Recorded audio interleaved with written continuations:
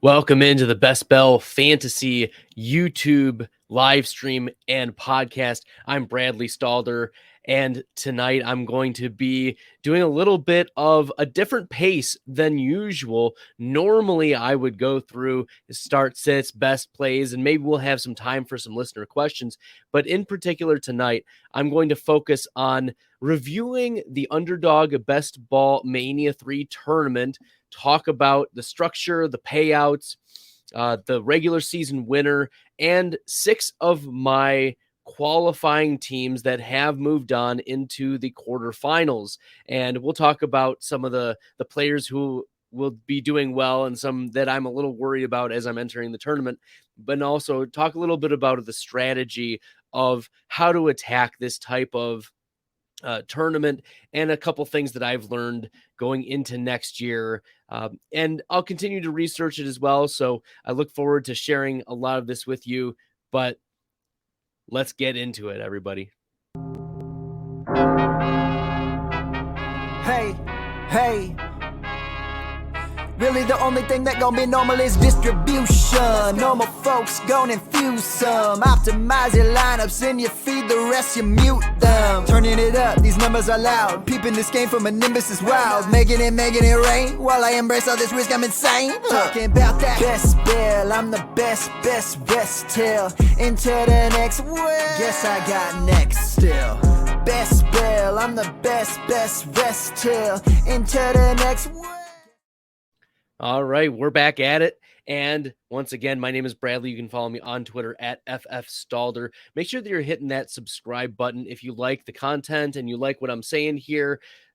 Also, if you've never played on Underdog Fantasy, it is a lot of fun to play in the qualifying states. If you can use the promo code FFF, that will give you a 100% first-time deposit match up to $100. That's right. So use that promo code. It's going to be a lot of fun drafting. They just opened the gauntlet today, and that's an NFL playoff tournament where you draft best ball style and compete against other teams in this gauntlet of best ball craziness. But let's get into the Bestball Mania 3. There were 451,000 entries, $25 entry to this tournament. And the first round was the top 2 out of every draft qualified. So that is 1 out of 6, or a 16.6% chance that if you were just to randomly draft, that you would pass through.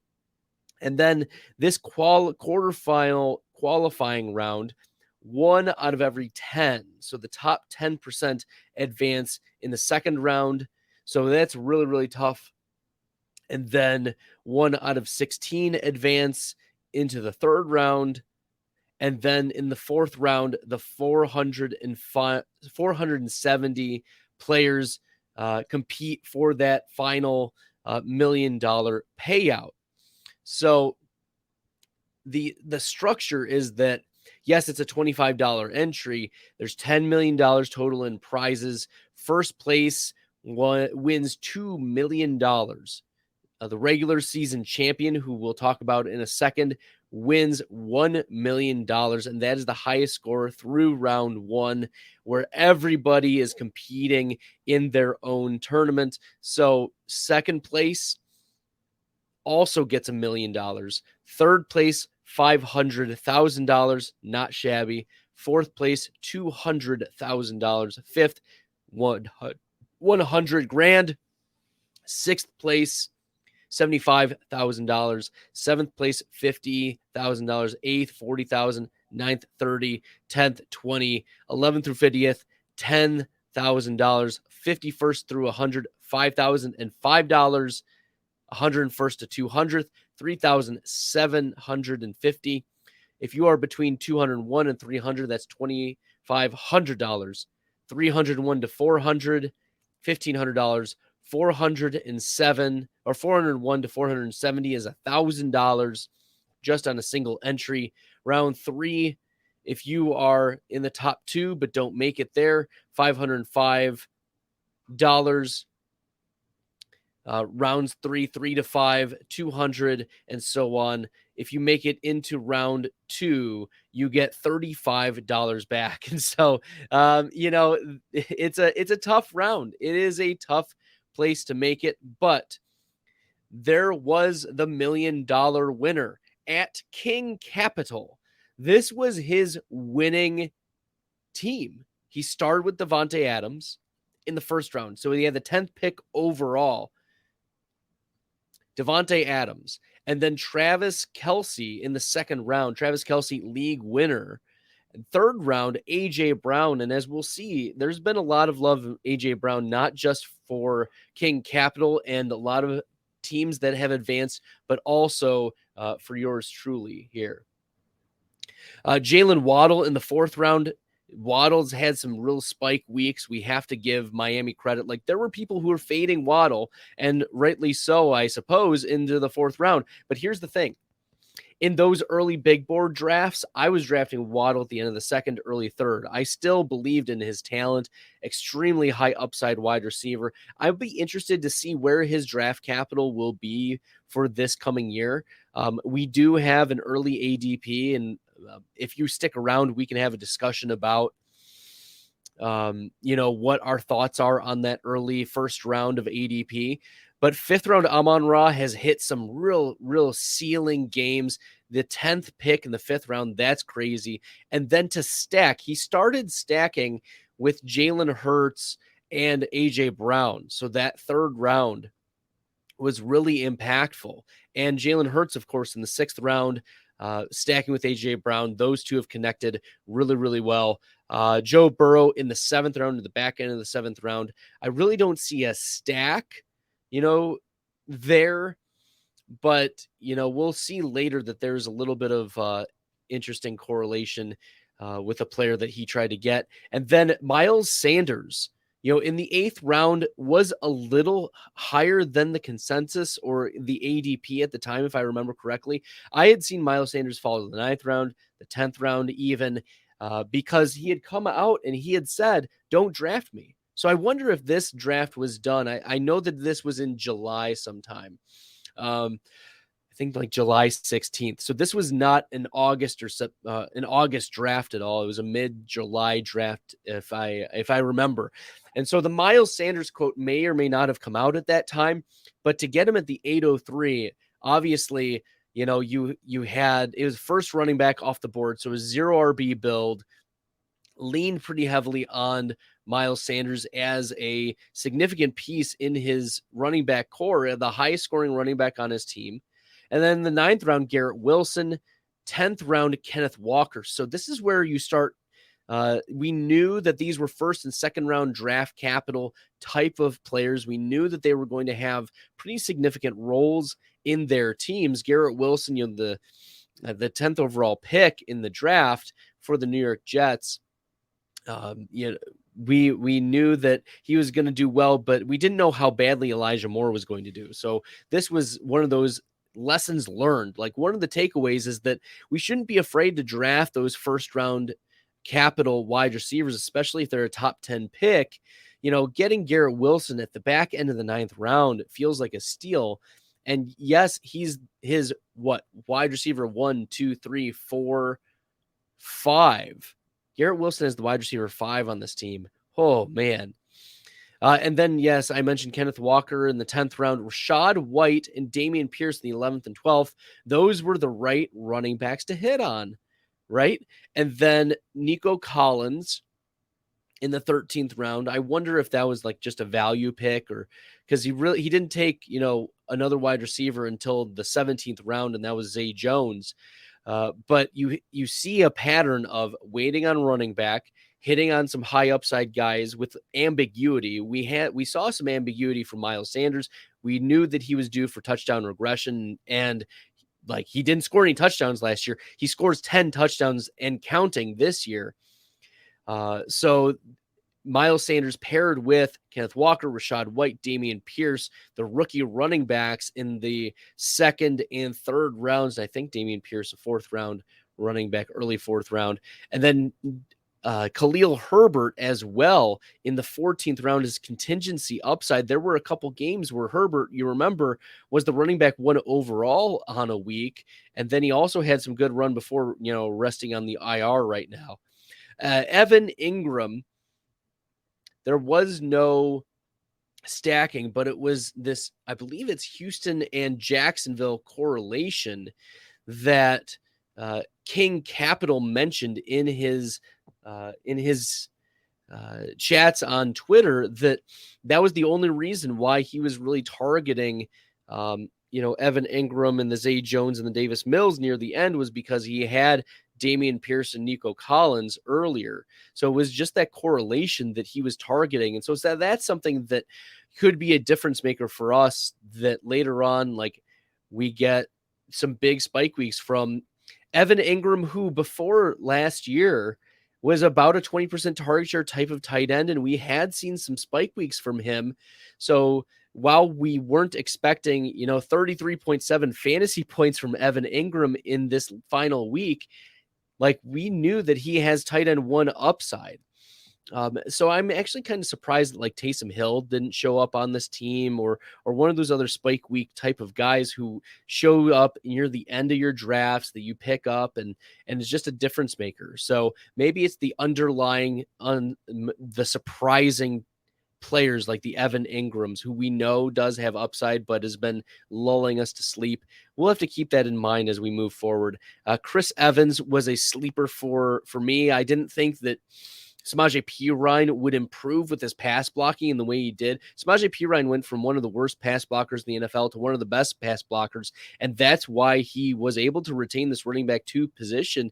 So Chris Evans, he scored 0 points this year, but it was an interesting speculative ad given the running back, the 0 RB build that he had, and the stack with Joe Burrow as well.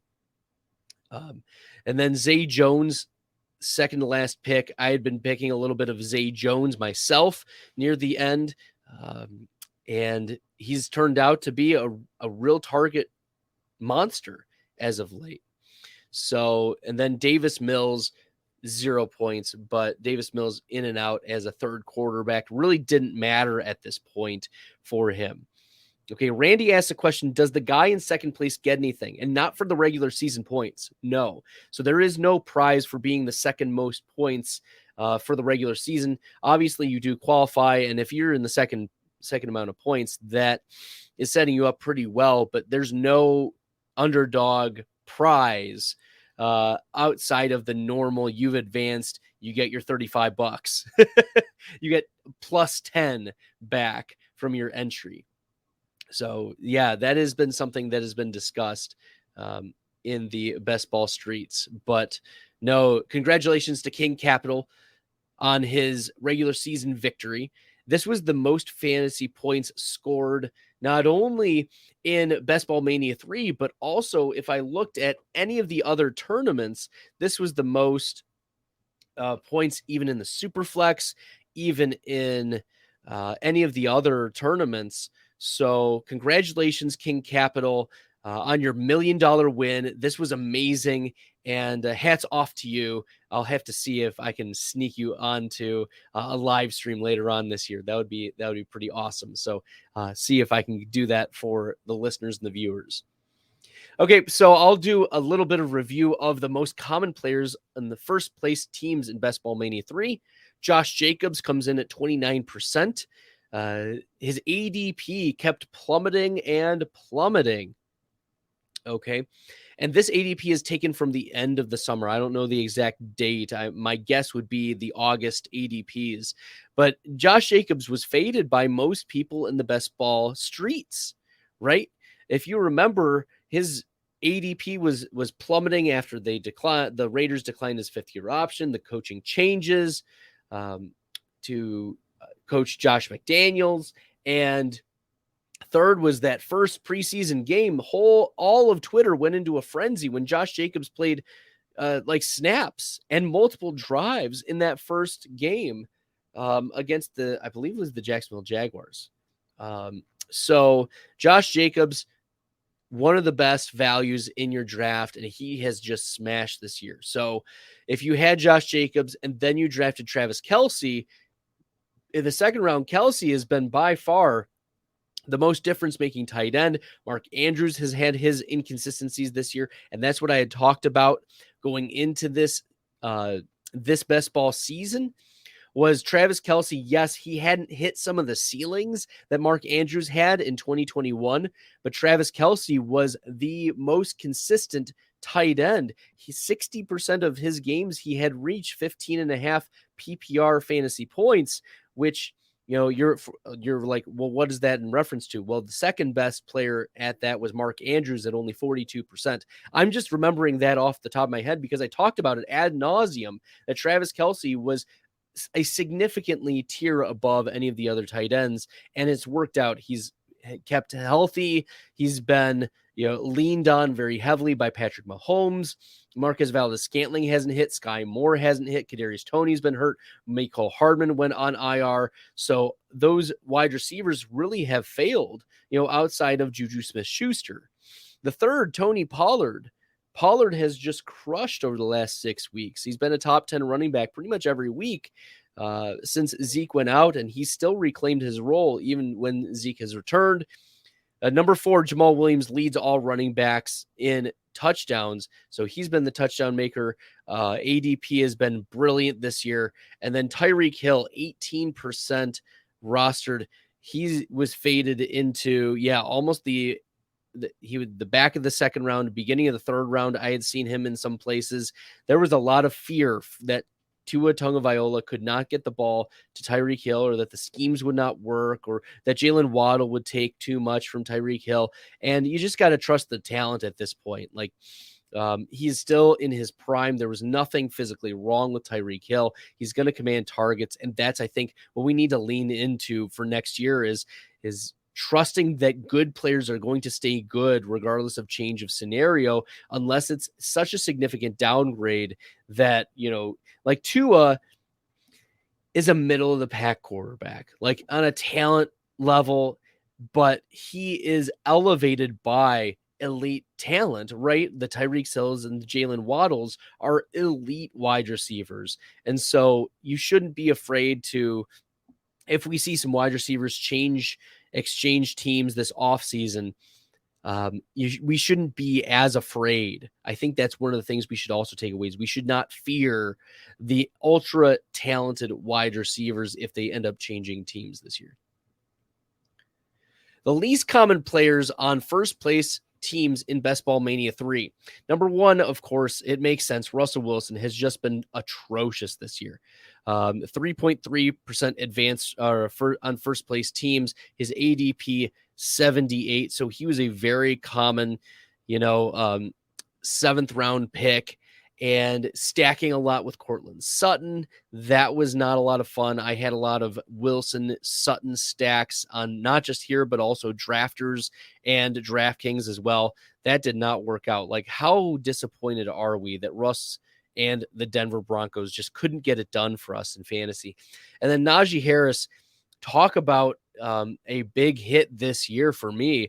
I was saying avoid Najee Harris, take all the unders on Najee Harris. And if you remember, I did a podcast earlier this year where I said, 1,200 rushing yards. I took the under, and I was like, I don't even know if he gets to 1,000 rushing yards this year.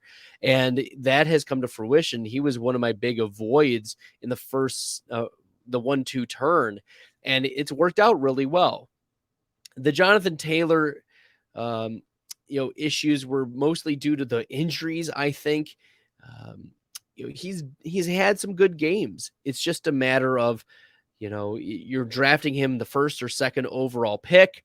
You're then pairing him with who in the second round, usually you're stretching into players who get the third round, or you try to get creative with how you, mix and match the Jonathan Taylor pieces or exposures that you have.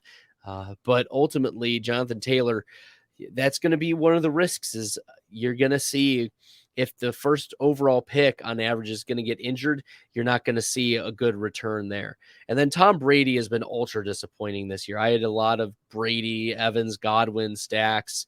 And that just hasn't worked out. But we'll see some interesting trends here as we get into the 6 teams that are advancing for me into the Bestball Mania 3. And then finally, DeAndre Swift, right? Swift just missed so much time, and then he was limited in his upside. He was drafted, mid-second round, and I drafted a lot of DeAndre Swift.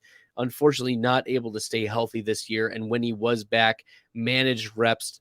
The Lions managed his reps pretty significantly. So DeAndre Swift, 4.1%, his ADP, middle of the second round. And it was those like first and second round players that really crushed you, but also these mid-tier quarterbacks. I think that's one of the things that I'm taking away from this year as well is Josh Allen, Patrick Mahomes, Jalen Hurts, or bust, essentially. I think that's how I'm going to attack it this year, because I don't want to, go after these pocket passing quarterbacks who could just fall off, and that's one of the risks with the pocket passers is Tom Brady leads the NFL in a passing attempts, but he leads the NFL, I believe, in passing yards, or at least he's up there, but it's not getting the touchdowns and it's not getting the yards that you would expect if he was throwing that many passes. So the yards per attempt is really low this year.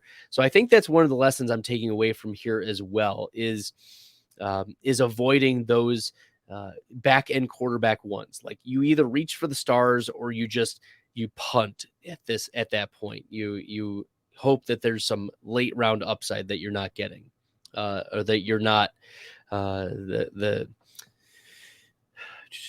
that the general consensus isn't seeing. Okay, so the first team that I want to talk about is, this was one of my favorite teams.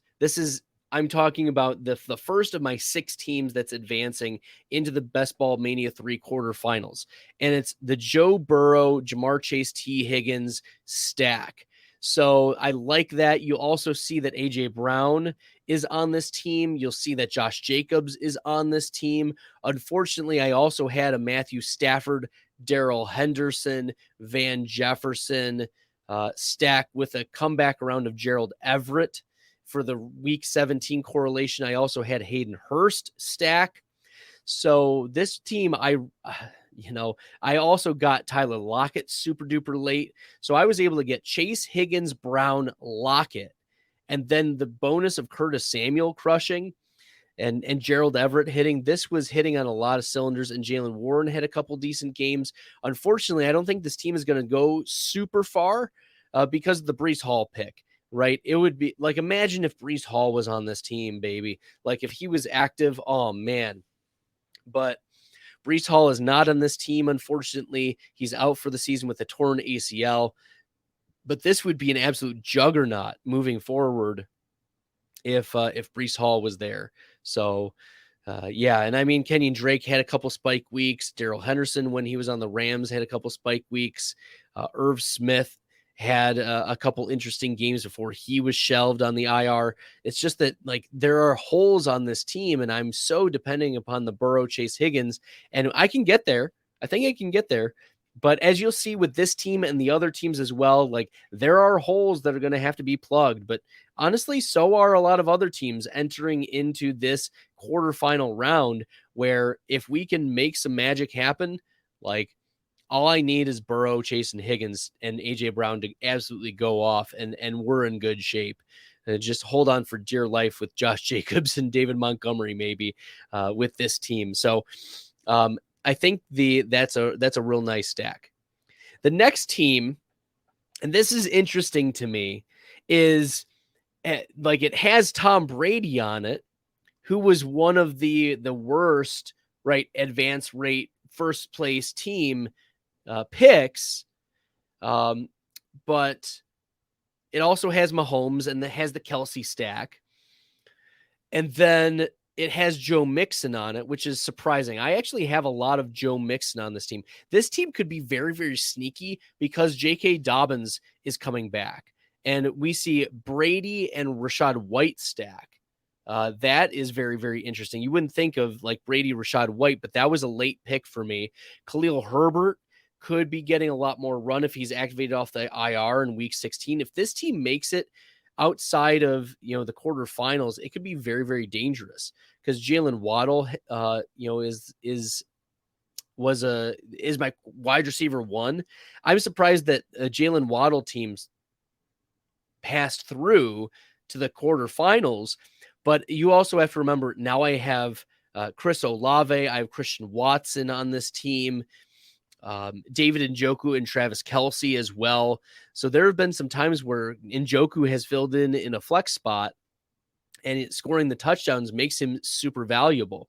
So I think this is the way to go, is to take, the stack of Mahomes and Kelce. That's going to be one that I'll want to target for next year. The Mahomes Kelce stack, and then taking a late, really high upside tight end as well that could hit, and just mix and match those second tight ends. Allowing those rookie wide receivers. As you could tell, this was a rookie wide receiver heavy draft. I went with Waddle, Cooks, Hopkins as my vets, but then I hit on Olave, he's one of the top air yards wide receivers in the NFL. Christian Watson, we've seen come on strong. George Pickens, Alec Pierce, Justin Ross, Calvin Austin. And of course, this Justin Ross pick was made to stack with Mahomes, but also was made before I found out that he was going on the IR. So unfortunately, that was a zero pick. But that's something that you just want to take shots on these high draft capital rookie wide receivers. Olave, first round pick. Watson, second round pick. Pickens, second round pick. Pierce, second round pick. I think Austin was a third or fourth round pick. And then the other rookie, I didn't really hit on any other rookies here except for Rachaad White as the stacking pass catching running back with Tom Brady. So this team, I think, has a chance. Very, very interesting. It was a 2-5-9. I think I had 9 wide receivers in this, and then 2 tight ends. So I'm excited to see if this team can advance with that Travis Kelce, Patrick Mahomes stack, along with some Mixon, Dobbins. I hope Stevenson gets back for New England, but regardless, I'm hoping that Mixon and Dobbins can hold it down, and then we can get some Tom Brady as well. So there's a lot of bullets in the wide receiver, and then the Mahomes Kelce stack is what's going to have to be the difference maker for me here. The third team, as you can tell, also Tom Brady. And you're like, wait a minute, Bradley. I thought that the Tom Brady teams were the lowest first place advance rate teams. Yeah, it seems like I was making it work. Like Tom Brady didn't fail me because I was able to find the other stack that worked at quarterback. So this was a Tom Brady team that I had hoped would stack with Rob Gronkowski, but there's no other stacks. And Gronk was a 0 for me in this team. It was a 2-5-9-2 build once again. And you can see the pattern that I was taking. I was taking Tom Brady and another wild card. Well, I would say Patrick Mahomes in the previous one wasn't much of a wild card, but this one was a wild card with Tua, and I was going to stack with Tua.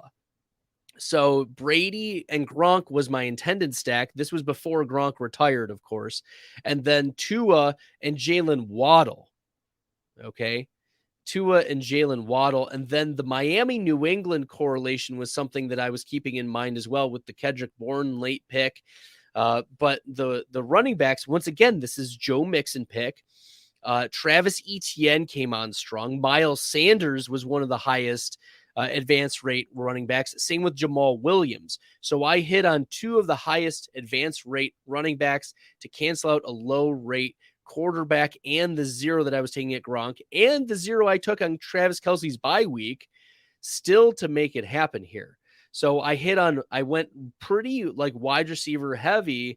You saw me take 9, and I took some zeros here too. Rashard Higgins was a 0 here. Michael Thomas was a 0 for a big part of the year. Marquise Brown was a 0 for a big part of the year. But it's about hitting on those big time stacks, right? The Tua Waddle stack was really nice. And then also hitting on some of the really nice advanced rate Miles Sanders and Jamal Williams, along with, as you can tell, some of the rookies.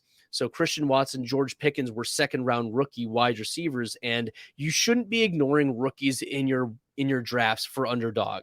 Like, you should be, especially in the beginning of the year, I'm going to do deeper dives into the studies of projected wide receivers and where they're going to go, these rookie wide receivers, and then give some projections of an appropriate ADP for them as we get into more best ball season, of where would a second round rookie need to go based on the upside that we had seen in previous years. Okay.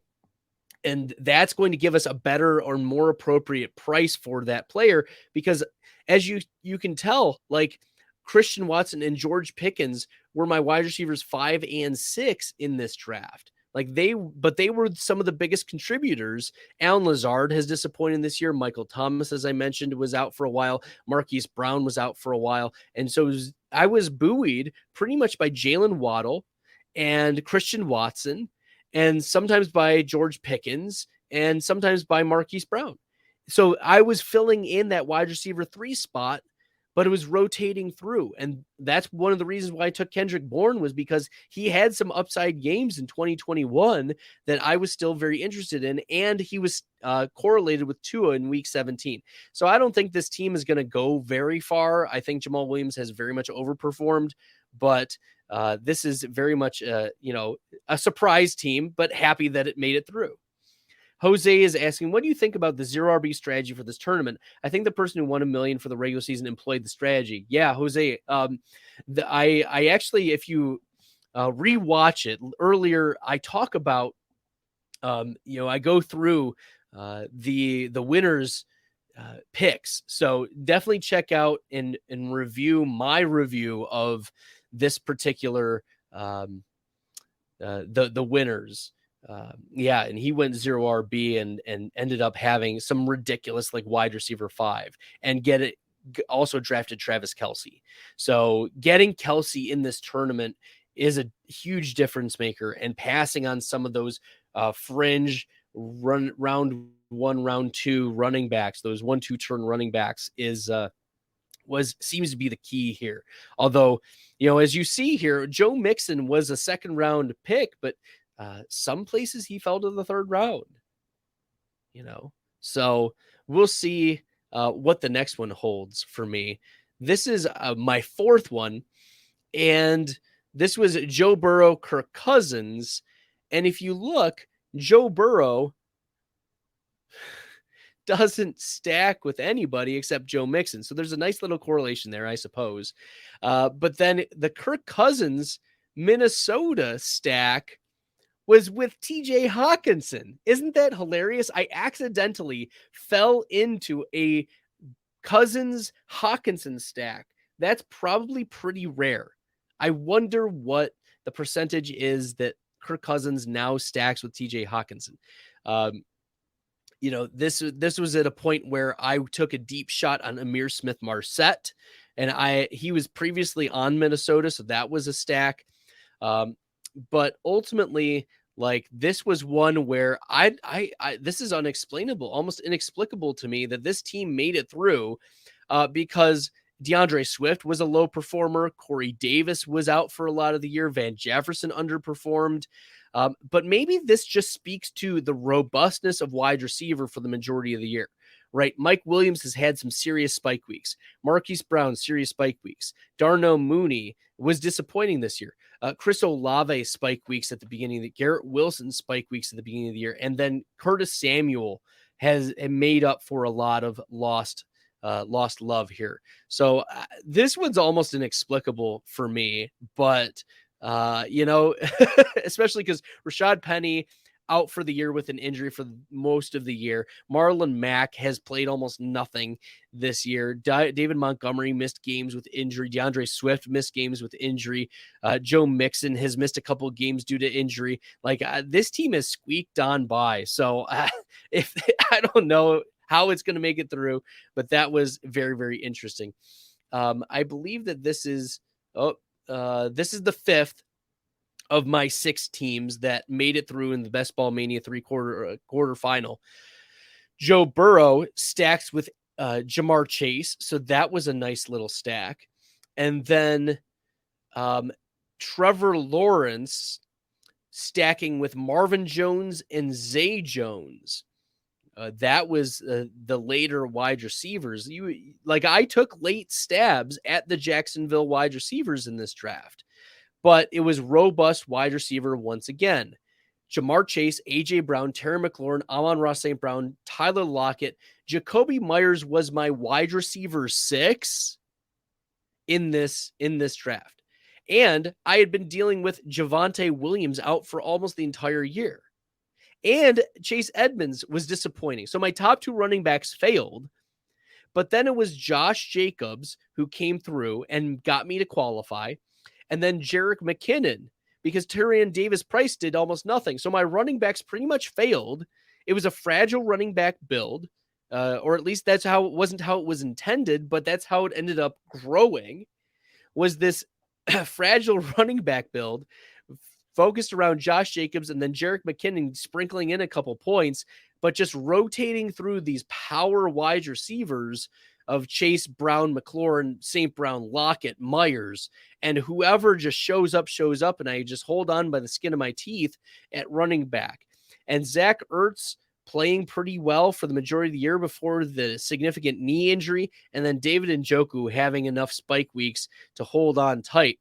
So, I don't know if it's going to be one that advances, but anytime you can hitch yourself to Jamar Chase and Joe Burrow, you got to do it. The upside is always there, regardless of the matchup. So Jamar Chase, Joe Burrow stack with Josh Jacobs chaser, this is beautiful. And the AJ Brown love too in Philadelphia. So, that feels really nice. And the stacks with Trevor Lawrence and Zay Jones and Marvin Jones also looks pretty nice. So there we go. And the last team, Jalen Hurts. This was my only one that passed through with 3 quarterbacks. I had Hurts, Cousins, and Goff. Okay, and I stacked Hurts with A.J. Brown and Dallas Goedert. I stacked Cousins with Osborne. And Goff, I think I just took as, a third quarterback in this. I don't know. I wonder about that. I didn't stack Diggs with, the quarterback. I didn't stack Pittman with a quarterback. Elijah Moore failed for most of the year. He didn't stack with anybody. Kadarius Toney wasn't stacking with either Daniel Jones or the New York Jets or New York Giants quarterback, Daniel Jones, but also not with Mahomes. He didn't fall into a stack. So, and then Curtis Samuel was a really nice revelation piece, but he was one of my favorite late round picks. Like I drafted like 30+% of Curtis Samuel. But Travis Etienne, Ramondre Stevenson, Isaiah Pacheco, Khalil Herbert, Eno Benjamin had some spike weeks this year. Ty Chandler correlated with Kirk Cousins. So the Goddard and Njoku tight ends have held on for me. And then it's been a combination. This is probably my most well-rounded team, if you think about it, because Hurts and A.J. Brown stack is really, really nice. But I had some fails at the wide receiver spot. Elijah Moore and Kadarius Toney, especially in the middle of the year. So, yeah, this is probably my most balanced one. And Dallas Goedert coming back along with David Njoku. I don't have to pick in this tournament. I've got both of them. So, yeah, I just hope Ramondre Stevenson can get healthy. All right. The last thing I want to talk with you about tonight is the first crack at the way too early 2023 ADP. And we see here that the consensus 101 in these first tournaments is Justin Jefferson, and then followed by Travis Kelce and then Tyreek Hill. We can see that obviously advance rates are playing a significant role with the Kelce and Hill picks. But then one of the biggest surprises, I think, the biggest surprise is Patrick Mahomes as the 4th overall pick. You very rarely see quarterbacks get into the 3rd round, much less the 2nd round, much less the 1st round. So I think that these are some casual drafters, but also, this if this stays course, it's going to be almost impossible to get a Mahomes Kelsey stack. Look, Josh Allen is really nice, and I think that that's what I'm going to focus on in my drafts, is trying to get some of these early quarterbacks. So Jalen Hurts, Josh Allen, Patrick Mahomes, these high upside quarterbacks. And maybe if I wait, maybe getting a Lamar Jackson that I know has high upside, but has been hindered by injuries or hindered by other things. But we know what kind of upside Lamar Jackson has. I just don't think I'm going to be targeting the Tom Brady's or Russell Wilsons of the world moving forward, like the Kirk Cousins of the world. Like we're trying to talk ourselves into Kirk Cousins becoming like a top 5 quarterback, and it's just not in the books, even with Justin Jefferson, being the consensus 101 in these early 2023 drafts. I just don't think that I'm going to talk myself into Kirk Cousins being, my quarterback 1, maybe my quarterback 2, if I get Jefferson as, the 101 or the 102 or 103 or whatever it is. But Jefferson is going to be a mighty target for me. Jamar Chase is going to stay up there. I'm surprised that Cooper Kupp is up there. Stephon Diggs, I think I would take over Cooper Kupp at this point. Devontae Adams also over Kupp at this point.